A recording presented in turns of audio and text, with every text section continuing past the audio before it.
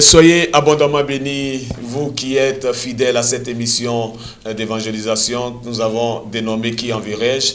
Cette émission est conduite par le pasteur Zamblé Simon Chalman, le premier responsable de la cellule d'évangélisation classique, organe chargé de tout ce qui est évangélisation au sein de l'église méthodiste unie Côte d'Ivoire.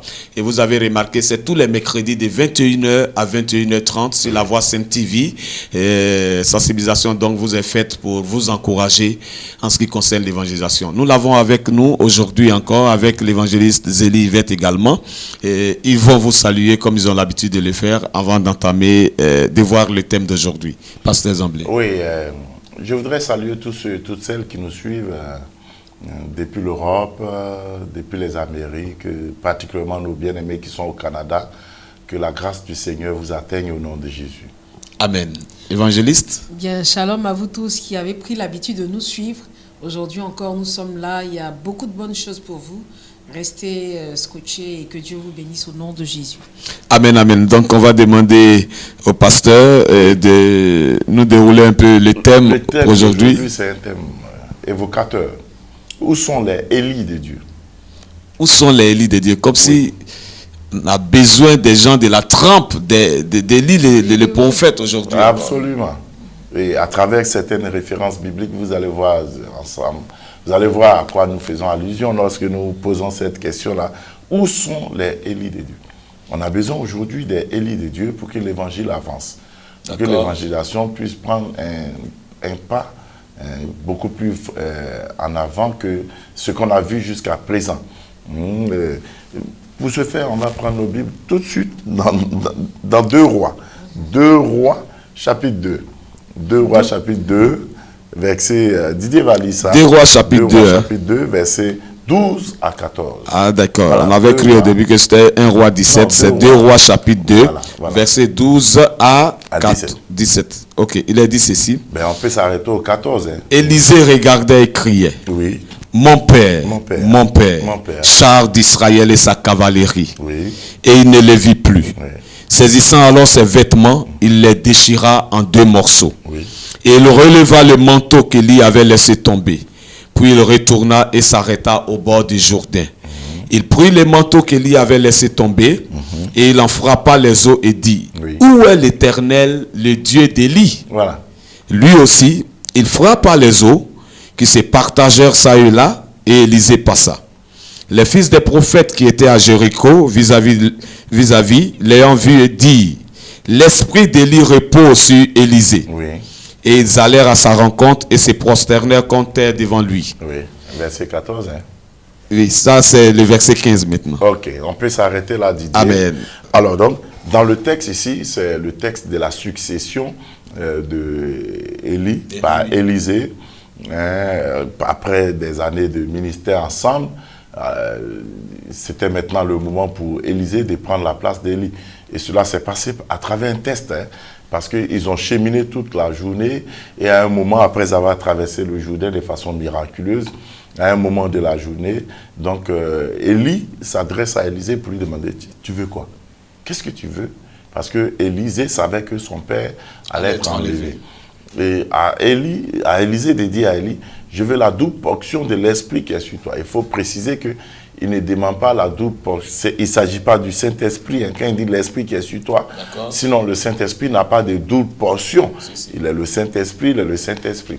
Mais l'esprit, la force, la dynamique, la dimension de la grâce de Dieu qui était sur Élisée, sur Élie, pardon, Élisée demandait la double portion. Et il voulait en même temps s'établir comme étant le fils aîné, spirituellement parlant, le fils aîné d'Élie le prophète, parce que plusieurs autres prophètes étaient sous l'autorité du même Élie. Élie le dit, si tu me vois pendant que je monte au ciel, c'est alors que la chose sera possible. Sinon, c'est une chose très difficile. Et ils se sont mis à s'entretenir quand il y a des chars de feu qui sont venus les séparer. Et puis dans un tourbillon, Élie est monté au ciel. Et pendant qu'il montait au ciel, Élisée a crié, mon père, char d'Israël et sa cavalerie. C'est-à-dire qu'il a vu effectivement Élie monter au ciel et Élie, en allant au ciel, à son tour, a laissé tomber son manteau qui était le symbole de cette onction-là. Et donc, Élisée va prendre Voilà, il va prendre le manteau, s'en revêtir, en jetant pour lui. Et il devait retourner de là où il est venu. Donc il fallait traverser le Jourdain. Il n'y avait ni pirogue, ni bateau, ni tronc d'arbre là. Il prend le manteau avec lequel Élie auparavant avait fait le miracle pour fissurer le Jourdain en deux. Lui aussi, il tape le Jourdain, mais avant de taper, il dit, où est le Dieu d'Élie? Et quand il tape, le Jourdain se fend. Les autres petits prophètes qui avaient observé la scène, ils ont crié, waouh! L'esprit d'Élie repose sur Élisée. Pour dire que Élie est parti, mais il n'est pas mort en réalité, mais il a laissé une autre partie de lui-même à Élisée. Et c'est pourquoi moi je dis, où sont les Élie des dieux? L'onction est là, c'est vrai. Mais est-ce qu'on manifeste l'onction à la même dimension comme celle de Élie? Plus tard, l'apôtre Pierre, par révélation, va nous dire que Élie était un homme de la même nature que nous. Si on n'a pas les mêmes résultats, c'est qu'il y a un problème. Oui. Et on va parcourir un peu quelques points importants de la vie d'Élie. Et vous allez voir toute la raison de poser cette question-là. Où sont aujourd'hui, là, en Afrique, dans le monde entier, où sont dans le corps de Christ, dans l'Église, où sont les Élie de Dieu? Je vous invite à lire maintenant 1 Roi 17, verset 1, dans la version d'Arbi. Oui. 1 Roi chapitre 17 à partir du verset 1. Et Élie, le Tishbite, d'entre les habitants de Galade, dit à Akab, l'Éternel, le Dieu d'Israël, devant qui je me tiens, est vivant, qu'il n'y aura ces années-ci ni rosée ni pluie, sinon à ma parole. Amen. Amen. Mais le texte est très intéressant dans la version d'Arbi. Dans d'autres versions, on va dire l'Éternel dont je suis le serviteur. Mais dans la version d'Arbi, il dit l'Éternel, le Dieu devant qui je fais quoi? Je me tiens. Ici, c'est la dimension de la vie des prières d'Élie qui est mis en exergue. Élie était un homme de prière. Vous savez, ce verset-là, c'est la première fois dans toute la Bible, depuis Genèse, où l'on commence à parler du prophète Élie. Dès qu'on parle de lui, on le rattache à l'Éternel, mais dans une position de quelqu'un qui se tient devant l'Éternel. Un homme de prière. Quelqu'un qui a une communion véritable avec l'Éternel. Vous ne pouvez pas réussir dans l'évangélisation si vous n'avez pas une vraie vie de prière. Où sont les hommes de prière qui sont prêts à s'engager à l'évangélisation? La dimension d'Élie. Parce que c'est dans la prière que tu vas présenter tout ton plan d'évangélisation à Dieu. C'est dans la prière aussi que Dieu va te parler pour te dire, mon fils ou ma fille, fais ceci, fais cela, fais comme ci, fais. Même pour tout ce qui concerne des choses aussi simples que faire de la communication par rapport à l'évangélisation. Le Saint-Esprit, pour qu'il te donne l'orientation, c'est dans la prière. Et aujourd'hui, on croit qu'on peut mettre la prière de côté et puis réussir dans le ministère d'évangélisation. Ce n'est pas possible. Ce n'est même pas possible. Vous pouvez avoir des milliards, vous allez injecter dans l'évangélisation, ça sera zéro. Mais si vous avez des hommes et des femmes qui prient, en plus de vos prières, si vous avez l'argent, ça sera utile. Le tout n'est pas de s'amasser du matériel et puis prendre une sono de qualité. Vous allez prendre une sonorisation qu'on entend à 25 km et puis ça sera nul. Au contraire, même c'est le jour-là que ça a tué les gens au lieu de les sauver. Parce que vous allez leur faire du mal au niveau de leurs oreilles et ils vont mourir précipitamment. Mais si vous avez pris le soin de prier, même avec un simple mégaphone, Dieu utilisera ce mégaphone pour faire de grands miracles. Donc, on a besoin des hommes comme Élie, qui prient. On prie pour soi-même d'abord. On prie pour les programmes d'évangélisation. On prie pour demander l'orientation de Dieu. Et on prie pour écouter Dieu. Regardez Jésus, en Marc chapitre 1. Il passe toute une nuit en train de chasser des démons. Quand il finit, il s'en va prier. Et pendant qu'il a fini de prier, les apôtres viennent, mais Seigneur, où es-tu? On te cherche depuis. Il dit, allons dans les villes, dans les villages et les bourgades environnantes. C'est pour ça que je suis venu. Ça veut dire quoi? Que Jésus a pris le soin de se préparer dans la prière pendant que les autres dormaient. Les autres, quand ils sont venus à travers leurs questions, tu vois que tout ce qu'ils disaient, c'était du semblant. Ils étaient même presque étourdis parce qu'il y en a qui étaient encore dans leur sommeil. Jésus dit, allons.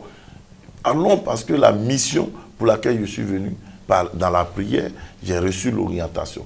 Jésus disait tantôt, ce que je fais, c'est ce que je vois mon Père faire. Ce que je dis, c'est ce que j'entends mon Père dire.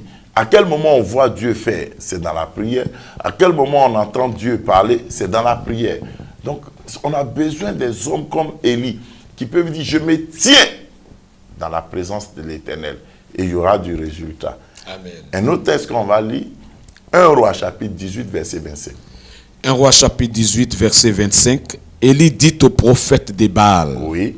choisissez pour vous l'un des taureaux, préparez-le, les premiers, car vous êtes les plus nombreux, et invoquez le nom de votre Dieu, mais ne mettez pas le feu. Amen. Amen. Ici, on voit que Élie était un homme de défis. C'est l'une des scènes les plus passionnantes de la vie d'Élie. L'un des points culminants de son ministère, le fameux défi avec les prophètes des Baals. En réalité, il y avait 850 faux prophètes. Il y en a 450 qui étaient des prophètes des Baals. Et puis leurs soutiens, leurs associés, il y en avait 400 qui étaient des prophètes d'Astarté. Et à cette époque, Israël avait abandonné l'Éternel pour Baal. Et Baal s'est targué d'être le Dieu qui donne la pluie, qui donne aussi le feu. Et donc Élie dit, comme vous croyez que Baal est quelque chose, allons sur le terrain de Baal lui-même. D'abord, je ferme le ciel, je mets la clé dans ma poche, que Baal vienne m'arracher.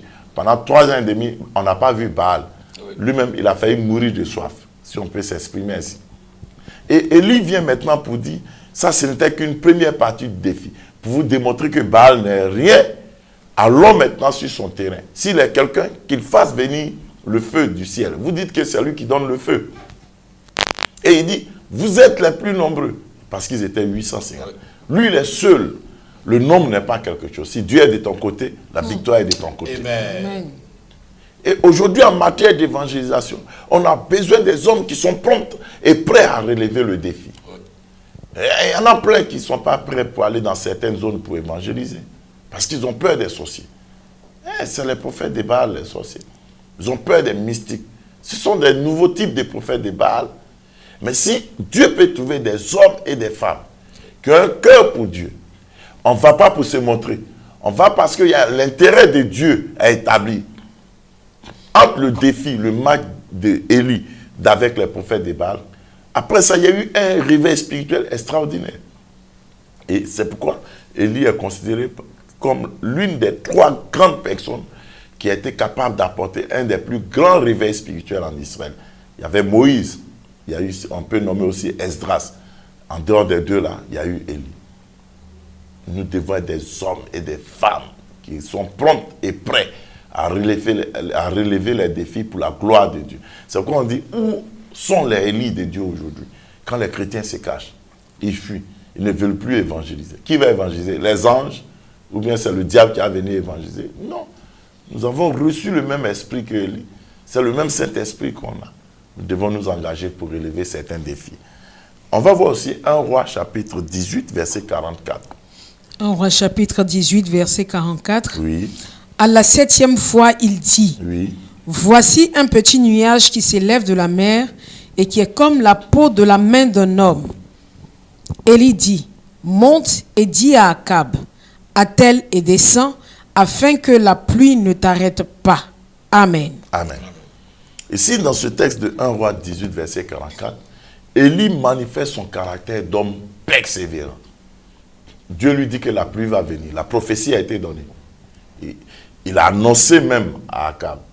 Mais quand on regarde au ciel, c'est maintenant le soleil sort de toute sa force. Il y a un pas petit nuage. Il envoie son jeune serviteur, va vérifier à l'horizon. Le gars vient et dit non, il n'y a rien. Il dit va encore. Jusqu'à 7 fois, Élie est resté dans une attitude de prière, attendant que la prophétie se réalise. Habakkuk dira, même si cette prophétie-là, elle tarde, elle va s'accomplir. Et elle va s'accomplir à coup sûr. Mais il convient maintenant de persévérer pour que la prophétie se réalise. Il y a beaucoup de chrétiens qui ne sont pas persévérants. Ils croient que le monde de Dieu, c'est le monde de magie. Et ce sont les serviteurs de Dieu qui leur donnent cette impression-là, qu'il faut venir te avoir tout. Il faut venir en faire ça, en faire ça, en faire ça.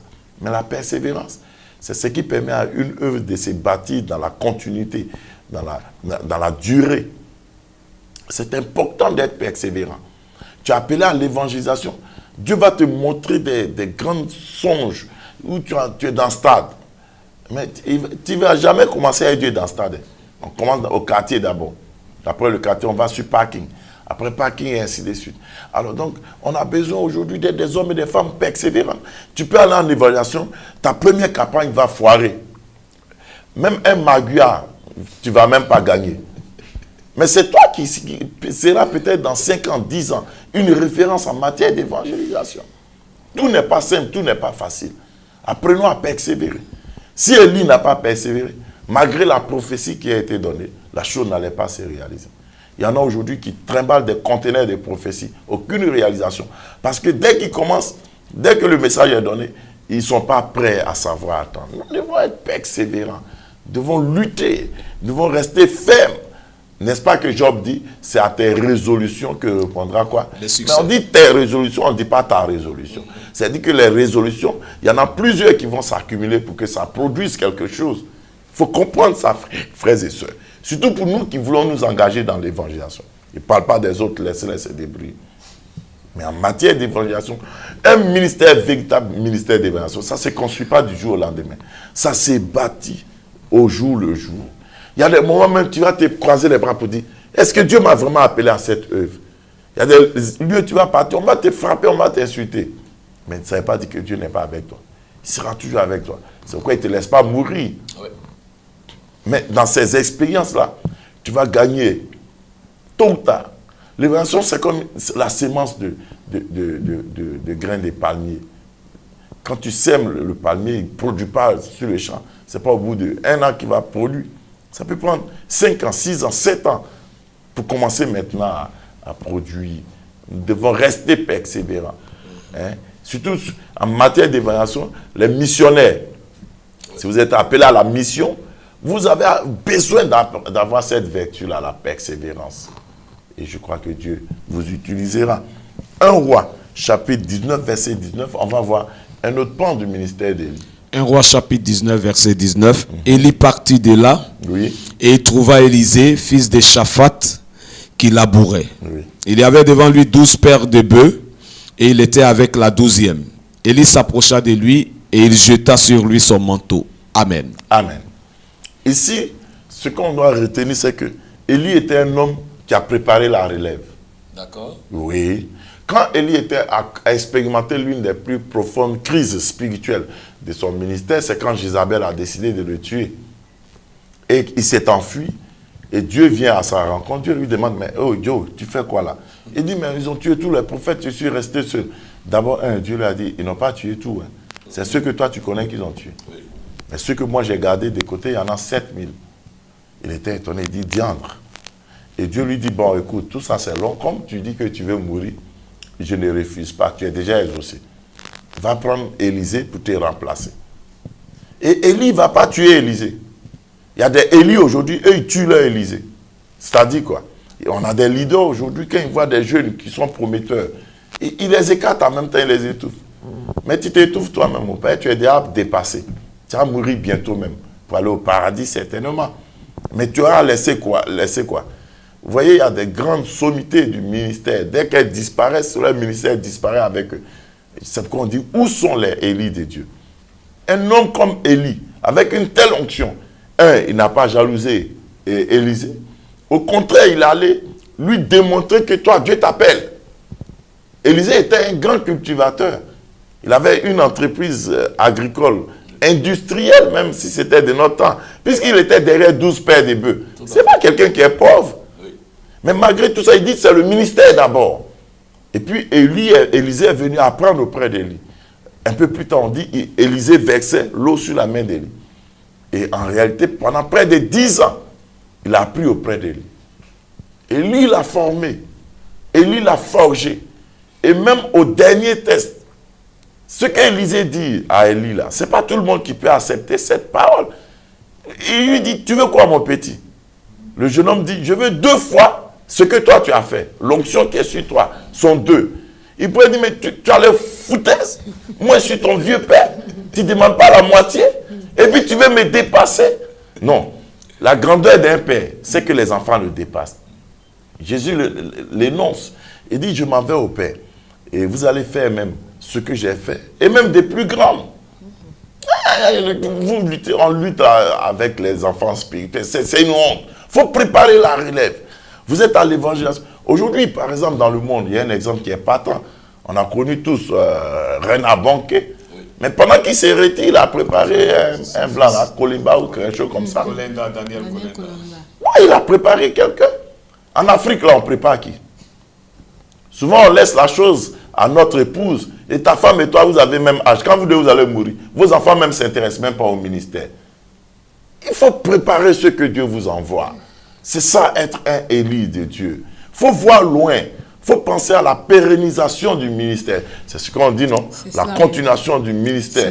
Au lieu de combattre un jeune homme, quelqu'un qui apprend de toi, toi, tu es jaloux. Pourquoi? À cause des paroles de connaissance. Ou bien à cause de quoi? Don de prophétie. Lui, il a don de prophétie. Mais c'est toi qui le formes. C'est toi qui le fais. Partout, on va l'identifier. On va dire c'est le fils de telle personne. Oui. Et l'Église souffre de ce genre de jalousie. Ça ressemble à là. C'est ce qui fait que certains pères finissent par être sorciers. Comme Balaam. Que Dieu nous délivre de ce genre de mentalité. Et il y en a qui cachent ce qu'ils savent. Ça, c'est quelle honte, ça. Si Dieu cachait ce qu'il savait là, est-ce que nous, on allait devenir quelque chose? Ce que tu as reçu de Dieu, déverse tout. Tu sens que ta vie n'est plus longue. Déverse tout sur les jeunes qui sont avec toi. Et de ton vivant même, assois-toi et puis observe. Donne-leur ta chair. Avant toi, il y avait l'œuvre de Dieu. Après toi, il y aura l'œuvre de Dieu. Mais prépare ta succession. Assois-toi, regarde. Corrige ce qu'il faut qui n'est pas bien. Tu seras couronné. Et sur la terre et au ciel. Parce qu'on connaîtra que un père a laissé des enfants. La dernière référence, 2 Rois, chapitre 1, verset 15. 2 Rois, chapitre 1, verset 15, Oui. qui dit ceci. L'ange de l'Éternel dit à Élie, Oui. descends avec lui, n'aie aucune crainte de lui. Élie se leva et descendit avec lui vers le roi. Amen. Amen. C'est exact, c'est le verset, Yvette. ici, c'est Élie était sur la montagne, et puis le roi Akazia envoie un des soldats, deux soldats un peu impolis là, viennent avec une cinquantaine de soldats un peu effrontés pour lui dire, hé, homme de Dieu, descends. Le roi a dit, descends. Le roi a dit, descends. Il dit, ah bon, si je suis homme de Dieu là, que le feu vous consume. Le feu les a braisés en même temps. Wow. Parce qu'ils sont venus avec derrière eux la mentalité du roi Akazia, qui était un adorateur de Baal-Zéboul, de Satan lui-même, pour attraper Élie et aller le tuer. Et puis au troisième groupe qui vient, le troisième vient dans une attitude d'humilité. Il dit, ah, pardon, il faut avoir pitié de moi. Les autres, ils sont venus, le feu les a brûlés. Mais pardon, moi, quand c'était chaud là, j'ai protégé le peuple d'Israël, j'ai protégé les prophètes de Dieu. Donc, ce n'est pas moi-même qui vais venir, mais comme c'est mon travail, le roi m'a envoyé. L'ange de l'Éternel a dit à Élie, descends, n'aie pas peur. Suis-le. Élie était quelqu'un qui se laissait conduire par le Saint-Esprit. Quand on dit où sont les Élie de Dieu? Aujourd'hui, on a beaucoup de gens qui sont des leaders dans le corps de Christ, surtout dans le domaine de l'évangélisation. Ils sont conduits par leur propre expérience et non le Saint-Esprit. L'expérience n'est pas le Saint-Esprit. Hein. Tu peux avoir vécu une expérience ici et puis tu vas te rendre compte que c'est le même environnement ou bien la même situation se présente à toi. Dieu peut faire autrement. Il y a des moments où quand Israël arrive devant le Jourdain, Dieu leur dit nager. Ce n'est pas toujours qui fend le Jourdain pour dire passer à pied sec. Alors donc il faut se laisser conduire par le Saint-Esprit. Si dans l'œuvre de Dieu, nous nous laissons conduire par le Saint-Esprit, les résultats seront encore plus costauds, plus solides et plus durables. Mais chacun se lève et fait ce qu'il veut. Ce qui fait que l'œuvre piétine. Surtout dans le domaine d'évangélisation. Moi j'ai vu certains frères en train d'évangéliser, il a été déçu. Il vient et puis il dit, ah vraiment, que moi, c'était une dame d'ailleurs, que mon mari est pasteur, on a adopté un enfant qui est sourd-muet, il fait la cuisine dans un restaurant, tu as été donné à Jésus. Ça c'est quoi ça? Ben, c'est ce qu'on lui a appris. Sans le Saint-Esprit, il n'y a pas d'évangélisation. Les fils et les filles du royaume ont pour partenaire le Saint-Esprit. Et c'est le Saint-Esprit en tant que Dieu qui peut nous dire, ici là, il y a un poisson, tu peux le prendre. Là-bas là, il y a un poisson aussi, tu peux le prendre. N'est-ce pas que c'est quand Jésus a donné l'orientation de là où j'étais les filets que les gens ont pris de gros poissons. On fait des pêches miraculeuses. Mais pourquoi on ne peut pas faire des pêches miraculeuses? Parce qu'on veut mettre le Saint-Esprit de côté. Élie était un homme qui se laissait conduire par le Saint-Esprit. C'est pourquoi quand il parle, l'autorité se dégage, l'onction se dégage. Quand il dit le feu, le ciel envoie le feu. Et si vous ne voulez pas vous laisser conduire par le Saint-Esprit, quel résultat vous voulez? On va beau crier le feu sans que le feu ne descende. Donc tu vois que Élie a disparu, non? Pourtant les prophètes là ont dit, l'esprit d'Élie repose sur lui. Que l'esprit d'Élie repose sur nous. Amen. Notre ministère sera efficace. Amen. Amen, amen. Nous voulons dire merci au pasteur Zamblé Simon, à l'évangéliste Élie Yvette. Où sont les Élie de Dieu? Bien-aimés, travaillons pour que cette onction d'Élie soit notre partage, pour que nous puissions impacter également notre génération. Que Dieu nous bénisse et à la prochaine.